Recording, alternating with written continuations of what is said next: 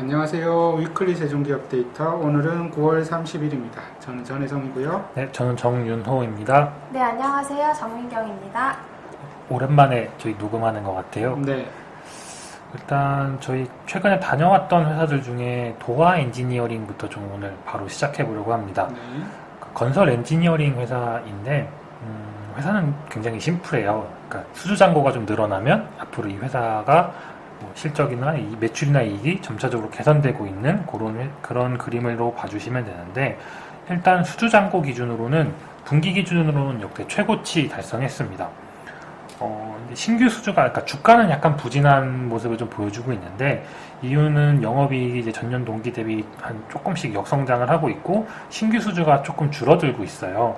근데 이유는 이제 해외 코로나 영향이 아직 조금 있어서 해외 수주가 약간씩은 좀 지연되고 있다라고 합니다. 그래서 뭐 어떤 좀 이렇게 지연되고 있냐 그러면 뭐 코로나 다시 뭐 하게 되면은 인력 왕래도 아직은 원활하지 않고 그런 부분 때문에 약간 좀 저조한 부분이 있는데, 이것만 좀 해결이 되면 사실 회사가 크게 나빠질 부분이 없기 때문에 좀 그런 게 좀 있습니다. 그리고 19년이랑 20년도에는 도화 엔지니어링 입장에서는 약간 이벤트가 조금 있었어요. 19년도에는 GTX-A라는 단일 프로젝트로는 상당히 큰 규모의 수주를 했었고, 네. 20년도에는 선거가 있었잖아요. 그렇죠. 근데 이제 이런 SOC 예산이나 막 이런 것들은 뭐 선거 같은 이벤트가 있어야 조금 더 증가하는 경향이 있는데, 올해는 그런 선거나 이런 특별한 일정이 없었고, 내년에 저희 또 대선이 있잖아요. 제일 그래서 큰 게 이제 네. 대선이죠. 그래서 내년에 이제 뭐 정부 예산도 좀 올라가고 해외 코로나도 좀 사그러지면 해외 신규 수주도 좀 회복이 되고 국내에 뭐 당연히 좀 더 올라오면 뭐 수주 잔고 여전히 견조한데 뭐 나쁠 게 없지 않나, 뭐 그렇게 지금 보고 있습니다. 그러니까 도화 엔지니어링이 사람들이 이제 잘 모르지만, 왜냐면 B2C가 아니라서 엔지니어링 회사 중에는 이제 삼성 엔지니어링 같이 이제 아주 대기업들 빼고는 가장 이제 큰 회사고요.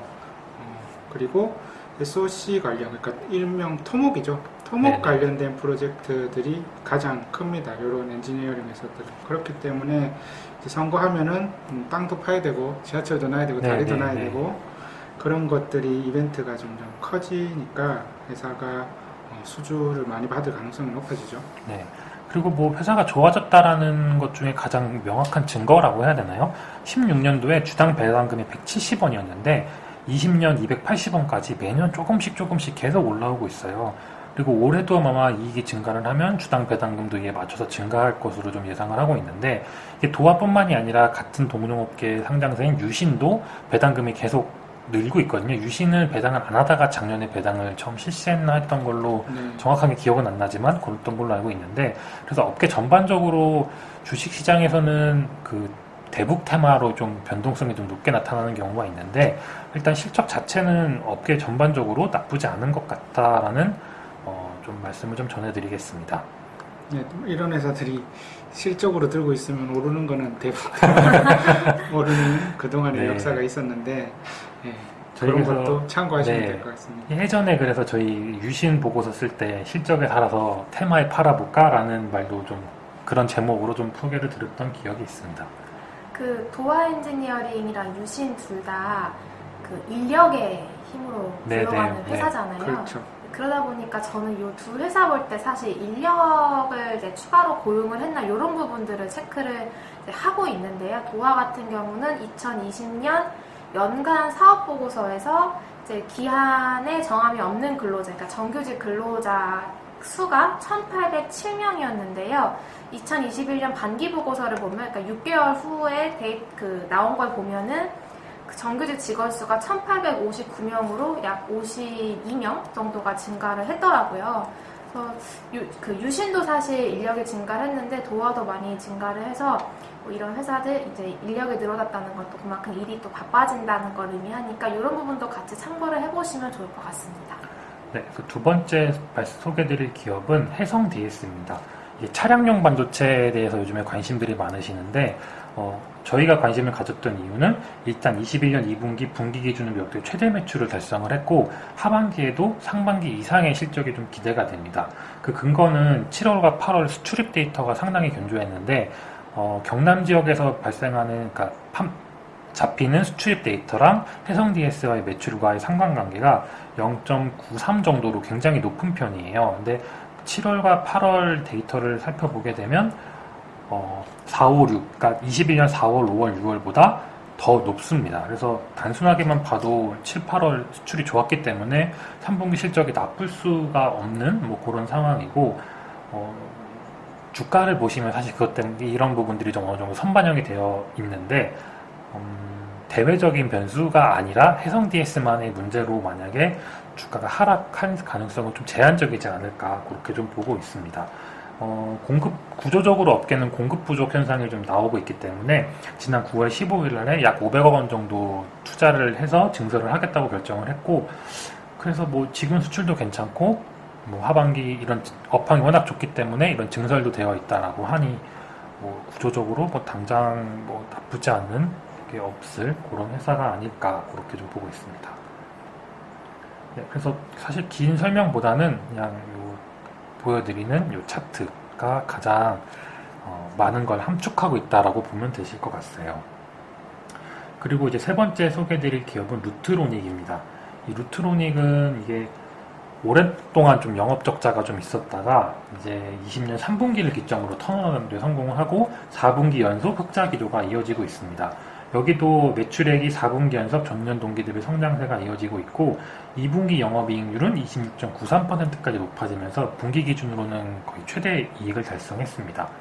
특히 이 상반기 누적 영업이익이 153억으로 이미 창사 이래 최대 실적을 달성을 했어요. 왜냐면 주가 역시 상장 이래 최고가를 계속 쓰고 있는데 최근에는 뭐 약간 뭐 주춤한 모습도 보여주고 있는데 일단 실적이 잘 나왔던 이유는 고가 고마진의 신제품 매출 효과로 해외 영업력이 강화되었고, 코로나19 이후 이제 마스크를 이제 저희 나라는 아직 쓰고 있지만, 뭐 영국이나 뭐 이런 유럽 지역에서는 많이 이제 노마스크 같은 것들 많이 되고 있잖아요. 뭐 얼마 전에 그 배우 박서준 씨가 네. 그 영국 그 축구인가요? 네. 뭐 그거 관람하는 노마스크인데 왜 막 하냐라는 네. 언론 보도도 나왔는데, 그만큼 이제 이런 유럽에서는 마스크를 쓰지 않는 경향이 좀 있는데, 그렇기 때문에 미용 시술 이런 것들에 대한 관심이 높아지면서 최대 실적으로 이어진 것으로 좀 보입니다. 그래서 이 부분도 수출입 데이터 보시면 조금 의아하실 수 있는 게 3분기가, 그러니까 7월과 8월이 2분기 대비 약간 꺾였는데 이거는 계절적인 비수기 영향이라고 봐주시면 돼요. 그러니까 업황 전체가 꺾였다기보다는 통상적으로 4분기 실적이 제일 좋고 그 다음에 2분기, 그 다음 3분기, 1분기 순위로 매출이 나오는 계절적 특성이 있기 때문에 그 부분 좀 감안해서 봐주시면 좋을 것 같고, 아직 아까 말씀드렸던 것처럼 상반기에 최대 이익이 나왔는데 상반기 실적만으로 이미 연간으로 봐도 최대 이익이 나왔는데 가장 실적이 잘 나오는 4분기가 아직 시작도 안 됐거든요. 그래서 4분기까지 매출이 나오게 되면 상당한 이익이 좀 기대가 되고 있는 상황입니다. 네. 그래서 지속적으로 ASP가 높은 신제품 출시하면서 적극적으로 대응을 하고 있기 때문에 2022년 실적도 뭐 사실 나쁘지 않을 것 같다라는 좀 생각을 하고 있습니다. 네. 그래서 요즘에 주식을 좀 저번 주변 분위기를 보면 썩 좋아 보이는 것 같지는 않아요. 네. 이렇게 좀 2차전지 섹터를 갖고 계신 분이 아니라면 사실 조금 그 편차 온도가 조금은 좀 연초보다는 많이 내려와 있는 상황인데, 그럴 때 뭐 이렇게 좀 수출 잘 되고 있는 향후 실적이 좀 괜찮을 것 같은 기업들 위주로 봐주시면 어떨까 싶습니다. 네, 저는 대한제분 공표 밀가루 준비를 했는데요. 이제 2차 전지나 뭐 이런 종목에 비해서는 좀 재미없는 종목이긴 한데 요즘에 이제 맥주로 유명하잖아요. 네, 공표 맥주 드셔보셨어요? 아, 그럼요. 들 먹었죠. 저는 아직 안 먹어봤는데 네. 맛이 걔가 밀맥주라서, 그러니까 다른 요즘에 그런 콜라보가 되게 유행을 많이 하는데 좀 사실 생뚱맞은 것도 많아요. 예를 들면 곰표가 유행하니까 말표, 근데 그건 구두약이잖아요. 구두약을 흑맥주랑 색깔이 같다는 것만으로는 왠지 좀 너무 이상한 게 아닌가 하는데, 밀맥주에 밀 회사의 브랜드를 쓰는 거니까 좀 맞으면서도 초창기 그런 콜라보 브랜드라서 그런지 맛도 괜찮은 것 같았어요. 네, 저는 아직 안 먹어봤지만 항상 생각은 하고 있었어요. 네, 다시 이제 본론으로 돌아와서 곰표 밀가루 본업에 대해서 얘기를 해보면은 사실 이 회사에 관심을 갖게 된 이유는 아무래도 그 원재료인 밀가루, 옥수수 가격 변동하는 거를 보다 보니까 이제 이 회사에 관심을 갖게 됐는데요. 생각보다 사업부가 여러 가지가 있더라고요. 그래서 크게는 이제 소맥분, 밀가루를 하고 있는 소맥분 사업과 그다음에 사료 사업이 있고요. 그리고 하역 및 보관업이라고 해서 이제 수입해오는 원맥이나 옥수수 같은 것들을 하역해주고 창고에 보관해주는 이런 업을 또 영위를 하고 있고, 반려동물과 식음료 사업도 영위를 하고 있고요. 식음료 사업 같은 경우는 카페 아티제 생각을 해주시면 될 것 같습니다. 아티제 여기서 하네요. 네, 저도 이번에 처음 알았는데요. 이런 식으로 사업이 구성되어 있고요. 전체 매출 기준으로는 2020년 연간 기준으로 소맥분이 약 31.5%, 이고 사료가 40%였습니다. 사료 부분이 제일 컸고요. 그 다음에 2등이 소맥분, 그 다음에 3등이 반려동물이 11%나 되더라고요. 반려동물 그 간식 사업으로 보이고요. 하역 및 보관업은 약 8%, 그리고 식음료가 9%, 기타가 1%로 구성이 되는데, 매출은 1등이 사료긴 하지만 영업이익 기여도를 보면 소맥분이 67.5%로 이게 대부분을 이제 담당을 하고 있고요. 사료 부문은 한 27.6%, 하역 및 보관업이 21.2%고 식음료는 적자를 기록했다 보니까 이제 감익을 하는 영향을 주었습니다. 그래서 각각의 사업부별로 간단하게 좀 살펴보게 되면, 먼저 그 소맥분, 곰표 밀가루 하는 사업 같은 경우는 이제 아무래도 원재료인 원맥을 전량 수입하다 보니까 이제 국제 그 원맥 가격이랑 환율 영향을 받게 되는데요. 2020년 같은 경우는 매출은 전년 대비 2% 소폭 감소를 했지만 영업이익은 107% 증가를 했습니다. 그래서 영업이 굉장히 많이 늘었네라고 생각을 했는데, 그 2019년이 너무 저조해서 2020년이 잘 나왔던 걸로 보이고요. 2020년 영업이익이 155억 원이었는데 2019년 빼고 2018년으로 넘어가면 2018년 198억 원, 2017년에도 195억 원이었던 것을 고려를 하면 2020년에 매우 안 좋았다가 2019년에 매우 안 좋았다가 2020년에 회복하는 그런 이제 모습을 나타내고 있고, 2021년 들어서는 아직까지는 의미 있는 그런 영업이익 개선세는 나타나고는 있지는 않습니다. 물론 그 매출액 자체는 계속 늘어나고 있는데요. 이제 아무래도 원매 가격 자체가 좀 요즘 그 연초에 에그플레이션도 한창 화두가 됐었잖아요. 그래서 그런 이유 때문에 이제 가격이 변동이 크다 보니까 이익개선은 크게 일어나지진 않고 있지만, 이제 저는 그래도 좀 주목해 보면 좋겠다고 생각을 했던 부분이, 소맥분 가격도 꾸준히 인상을 시키고 있습니다. 그 밀가루 가격은 이제 아무래도 원맥 가격이 올라가니까 같이 인상을 시키고 있는데, 인상폭이 공시 기준으로는 원맥 가격 인상폭보다 조금씩 더 올리고 있더라고요. 그래서 스프레드를 좀 유지를 하려고 하는 것 같고, 이제 아무래도 원맥 가격은 지금까지 계속 상승세가 나타나고 있어서 소맥분 가격도 계속 올라갈 것 같습니다. 또 아무래도 요즘에는 다 물가를 올리는 추세여서 지금 또 물가를 올리면은 이제 근거가 다 마련이 되어 있잖아요. 그래서 충분히 올릴 수 있는 상황이어서 저는 소맥분 가격은 조금 더 올릴 것으로 예상을 하고 있고요. 최종 소비재 가격은 사실 그러니까 제품 가격을 올리는 거가 좀 민감하잖아요. 특히 정부에서 그런 밀가루 같은 경우에는 그런 필수 이런 물가 관리 제품이라고 해야 되나요? 그냥 그런 걸로 지정해 놓고 있기 때문에 올릴 수 있을 때 또 이렇게 좀 빨리 올리려고 하는 경향도 좀 있죠. 반대로 원재료 가격이 떨어져서 소비자 물가가 떨어지지는 그쵸. 않았던 것 같아요. 웬만해서 안 떨어졌던 것 같아서, 그런 의미에서 이 회사를 저는 그래도 이제 계속 이렇게 머릿속에 좀 갖고 있으면 좋겠다라고 생각을 했던 게, 그래서 나중에 말씀을 해주실 것 같긴 하지만, 그래서 개인적으로는 이 회사는 올해보다는 오히려 내년 정도가 조금 더 좋지 않을까라는 생각을 하고 있는 게, 원재료 가격이 올라왔기 때문에 판가를 올렸고, 이제 높아진 판가는 유지가 되는데, 이제 원재료 가격이 내려가게 되면 그만큼의 마진을 대한제분이 가져갈 수가 있잖아요. 그래서 특히 음식료 섹터는 환율도 사실 되게 중요한 변수이긴 한데, 지금은 사실 우호적인 환경은 아닌 것 같아요. 환율이 오르고 있으니까. 근데 이제 환율이 이렇게 조금 정상화가 되고, 정상화라는 표현보다는 좀 내려가고, 다음에 이제 인플레이션이 조금 그러니까 주요 원재료 가격이 조금 떨어지게 되면 그만큼의 스프레드를 대항제분이 아무튼 차지할 수 있기 때문에 올해보다는 내년이 조금 더 좋지 않을까 해서 좀 기대를 하고 있는 기업입니다. 네. 그래서 지금도 사실 그 원맥 가격이 계속 오르는 추세이긴 한데요. 그래도 반기의 영업이익률 7.6%를 기록을 했습니다. 그래서 요 반기에 기록했던 7.6%라는 그 영업이익률이 나쁘지 않아요.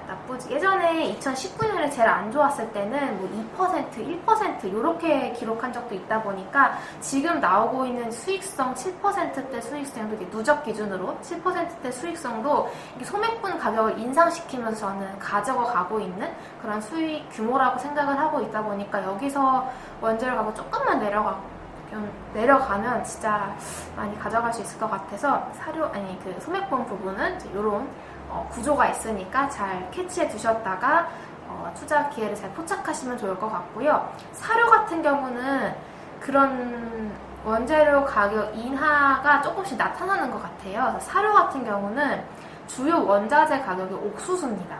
그래서 다 마찬가지로 전량 거의 대부분 수입을 하고 있다 보니까 이제 환율이랑 그 옥수수 곡물가 영향을 받고 있고요. 이 사료 부분 같은 경우는 이제 아무래도 옥수수 가격이 워낙 많이 이제 올랐어서 이익이 별로 좋지 않았습니다. 2021년 1분기에는 한 3년 만에 분기 적자가 나오기도 했었고요. 2분기에는 1% 이익률을 가져갔는데 저는 이제 이 부분이 어느 정도 좀 바닥을 다졌다라고 생각을 하고 있는 게 옥수수 가격이 4월에서 5월 정도에 이제 최고치를 찍고 6월부터 현재까지는 계속 빠지는 수준입니다. 그래서 빠진 금액 자체가 2020년 동기 대비로도 여전히 높은 상황이긴 하지만 2분기보다는 어쨌든 원재료 가격이 내려갔기 때문에 QOQ로는 좀 개선이 될 수 있지 않을까 이렇게 생각을 하고 있어서 또 이 회사 같은 경우는 저는 사실 사료 부분의 업황을 잘 알지는 못해서 이 회사 실적만 봤습니다. 이 회사 실적만 봤더니 사료 부문 같은 경우는 연간으로 봤을 때 3분기에 가장 그 실적이 좋은 그런 모습을 2017년부터 2020년까지 쭉 이어지고 있더라고요. 그래서 3분기에는 이제 매출도 이 회사의 그 한정에서 사료 부문이 성수기 효과랑 그다음에 옥수수 가격이 조금 내려간 영향 때문에 이익률이 좀 저조했던 부분이 좀 개선되지 않을까 이렇게 좀 접근을 하고 있고요. 이제 하역 및 보관업 같은 경우는 의외로 되게 알짜 사업이었습니다. 그래서 하역 및 보관업 같은 경우는 2020년 연간으로 영업이익 49억 원을 기록했는데요.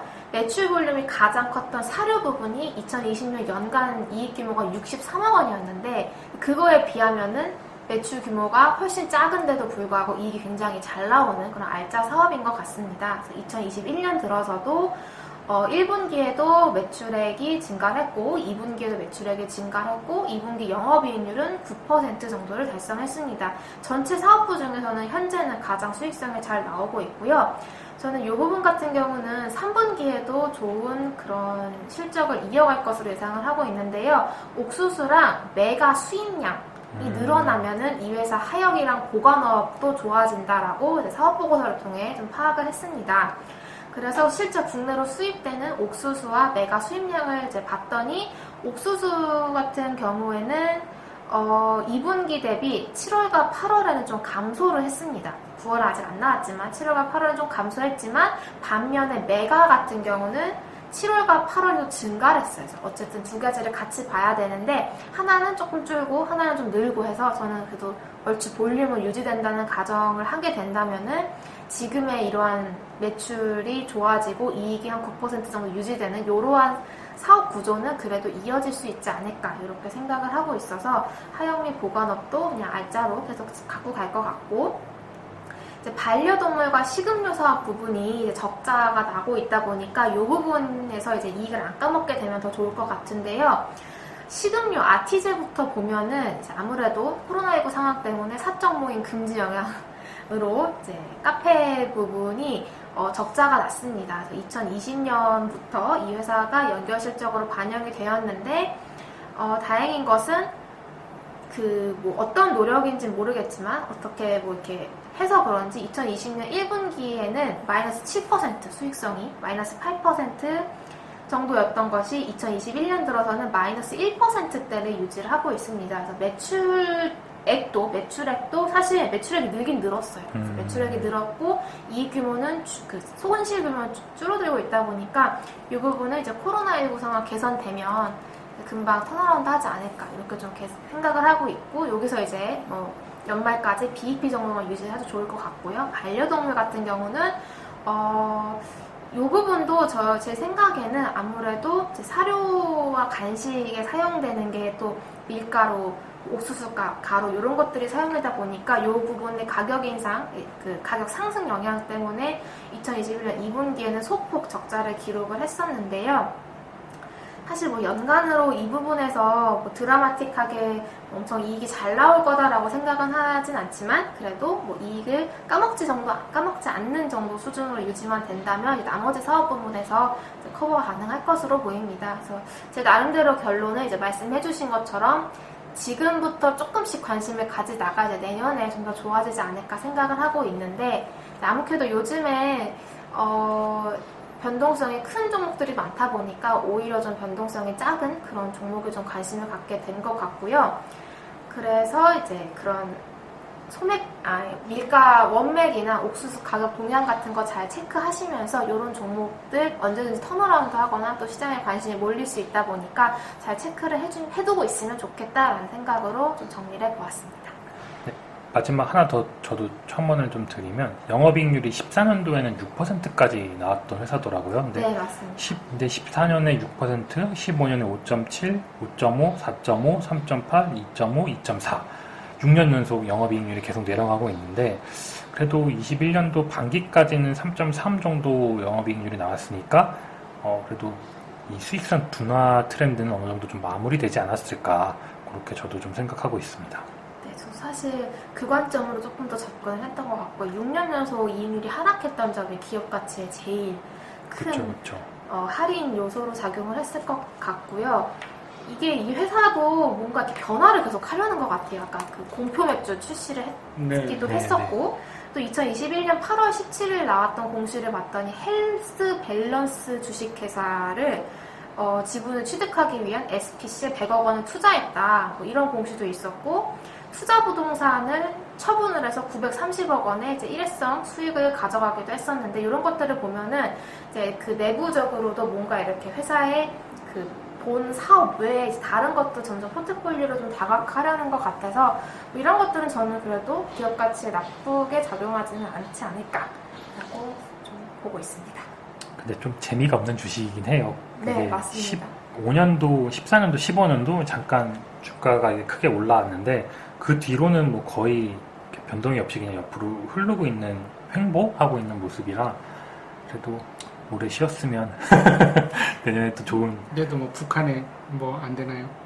사실 그런 게 제일 그런 게 제일 좋긴 한데, 그래도 일단 네. 펀더멘탈을 공부해놓고 뭐 그런 게 엮이면 또 좋을 수도 있으니까. 커버해주시는 애널리스트 분들 별로 없으신 것 같아요. 섹터가 이러니까 그렇죠. 그래서 일단 뭐 결론을 지으면, 올해 3분기는 뭐 3분기부터 당장 막 드라마틱하게 실적이 개선된다기보다는 내년도는 의외로 좀 괜찮을 수 있다, 뭐 이렇게 마무리 지으면 좋지 않을까 생각됩니다. 저는 여기까지 하겠습니다. 네, 감사합니다.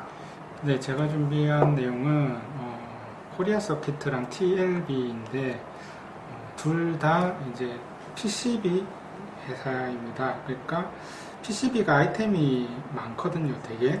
뭐 제일 유명한 PCB 회사는 이제 심텍이 있겠죠. 최근에 DDR5 때문에 조금 이렇게 인지도가 올라가서 주가도 올랐던 심텍이 있고, 뭐 큰 회사 중에는 우리나라에서 제일 크게 PCB 쪽을 하는 회사는 삼성 전기 사업부 중에 하나가 이제 FCBGA라는 아이템을 하고 있죠. 그 다음에 LG 이노텍도 하고 있고요.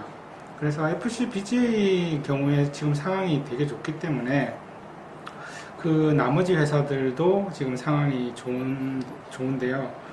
근데 최근에 이제 심텍 DDR5 테마라 그래야 될까요? 어쨌든 DDR5 관련주들이 한동안 이제 날아다니다가 요즘엔 이제 2차 전지 하러 다들 그쵸, 가버렸죠. 네. 주가가 좀 빠져 있으니까 이쪽을 좀 파악을 해두면은 상당히 괜찮을 것 같습니다. 최근에 이제 대덕전자도 그렇고 이제 뭐 심텍도 그렇고 체크를 해보면은 다들 상황이 좋다라고 계속 말씀해 주시거든요. 그런데도 이런 관심이 빠져서 주가가 빠지는 거기 때문에 코리아 서킷은 상대적으로 관심이 덜한 종목이라서 좀 설명을 드리려고 합니다.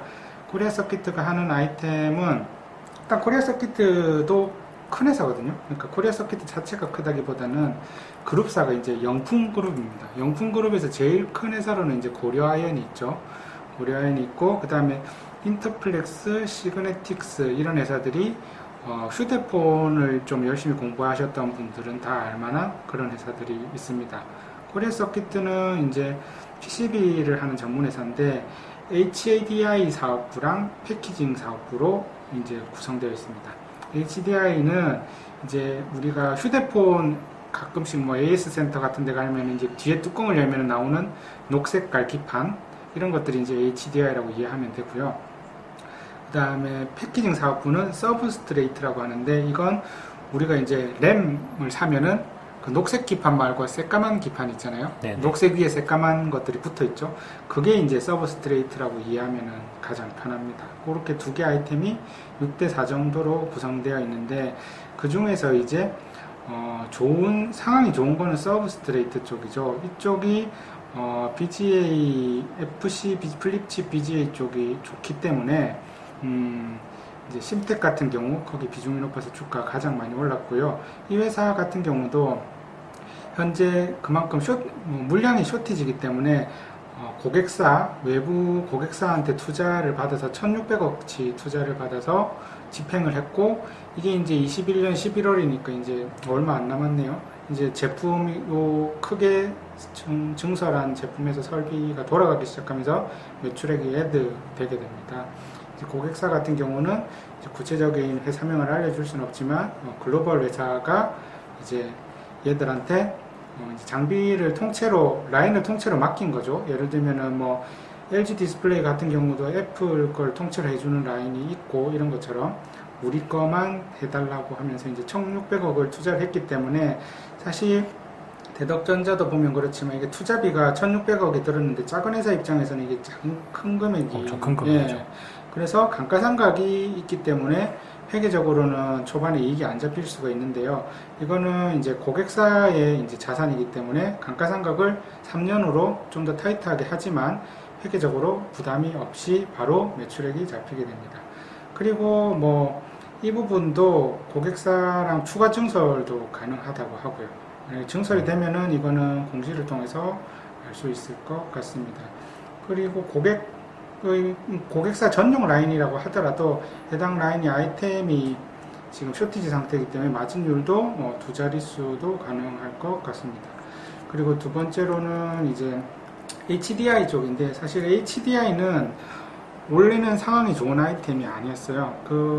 좋지 않은 아이템이기 때문에 작년에 이제 삼성전기도 HDI 사업부를 철수를 했고 LG 이노텍도 철수를 했습니다. 그러니까 다들 철수를 하니까 남아있는 회사들은 이제 그나마 시장이 좀 살아났죠.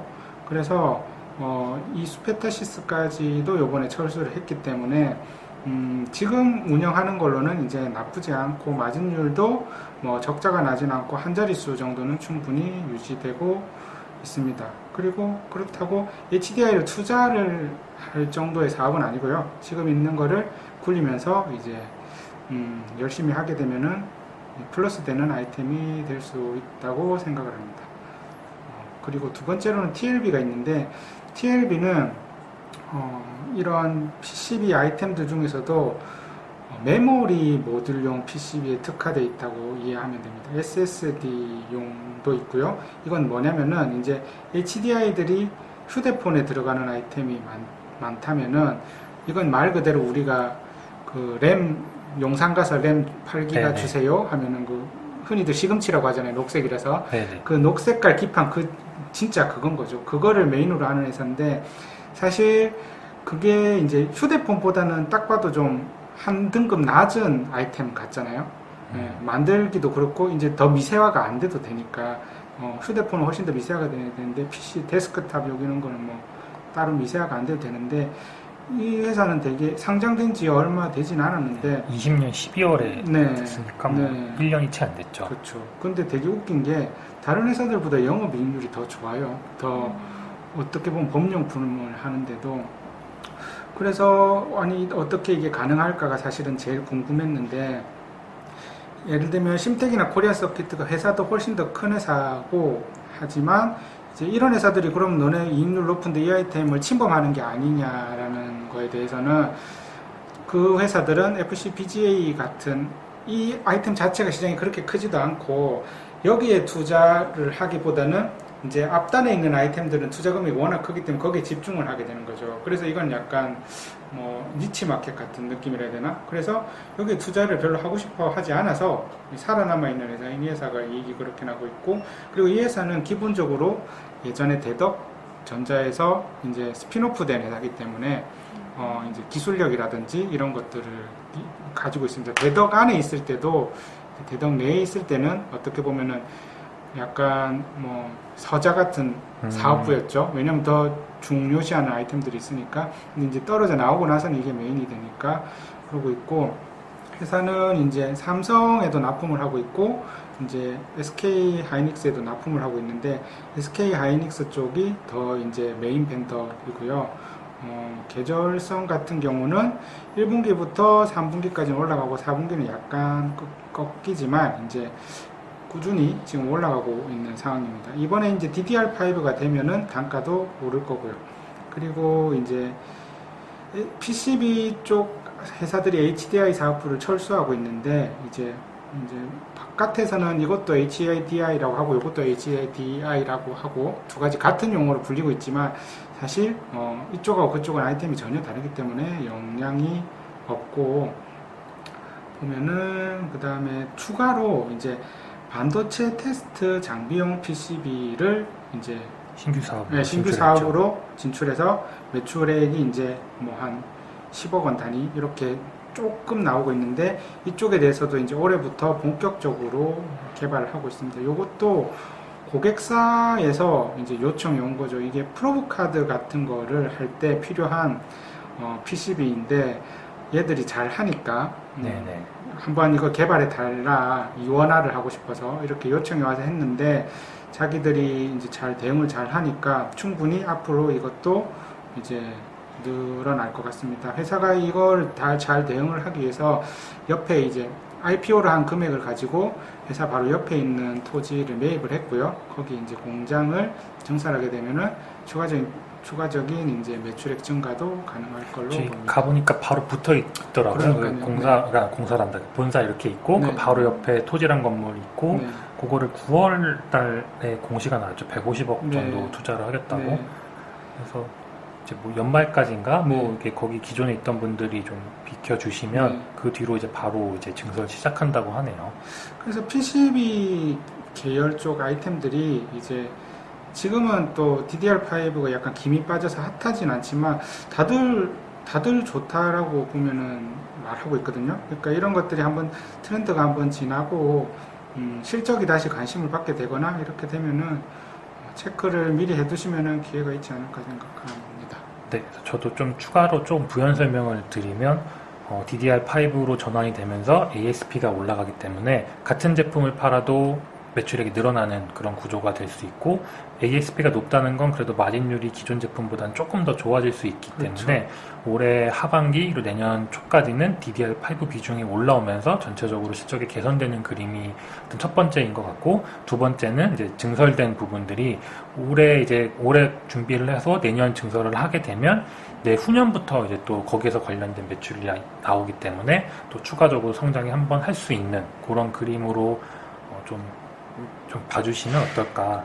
또 신규 상장된 기업이기 때문에 사실 자료가 그렇게 많지는 않고 또 좀 신규 상장이기 때문에 조금 조심해야 되는 부분도 사실은 있잖아요. 그래서 그걸 좀 감안해서 한번 좀 봐주시면 좋을 것 같습니다. 네, 그럼 오늘은 여기까지 할까요? 네, 감사합니다. 여기까지 하겠습니다. 네, 감사합니다. 감사합니다. 감사합니다. 본 방송은 개인적인 의견이며 최종 투자 결정과 책임은 본인에게 있습니다. 참고 자료로만 활용하시기 바랍니다.